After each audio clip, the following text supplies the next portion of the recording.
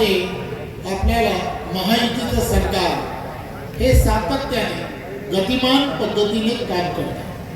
खरं तर ही दोनही नेते आणि त्यांच्याबरोबर असणारे महायुतीचे सर्वच्या सर्व नेते मंडळी एक विजन ठेवून सर्व ठिकाणी काम करतात।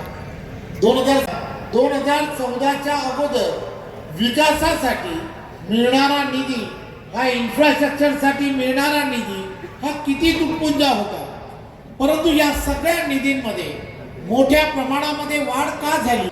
ही धोरणं ही आदरणीय पंतप्रधान नरेंद्र मोदीजी 2014ला देशाचे पंतप्रधान झाले आणि त्यांनी की मैं न खाऊंगा और किसी को खाने नहीं दूंगा त्या पद्धतीने एक देशाला एक वेगळ्या दिशेने त्यांनी नवीन पद्धतीने रिफॉर्म्स ज्याला म्हणतात वेगवेगळ्या पद्धतीचे रिफॉर्म्स तयार केले।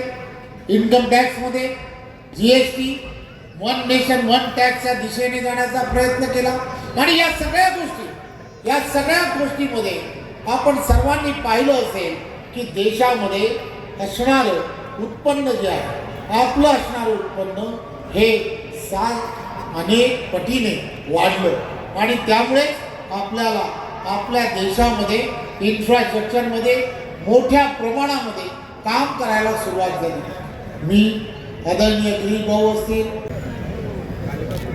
पाहिल्यानंतर लक्षात येतं महायुती अतिशय चांगल्या पद्धतीने या जळगावमध्ये निवडून येणार यात काही शंका नाही आणि त्याची फक्त घोषणा करण्यासाठी मला असं वाटतं शिंदे साहेबांना आणि यांना दोघांना इथे आले नाही, त्यांनी त्यांचा वेळ दुसरीकडे जरी दिला तर मला असं वाटतं की ते चांगलं आहे। एक तर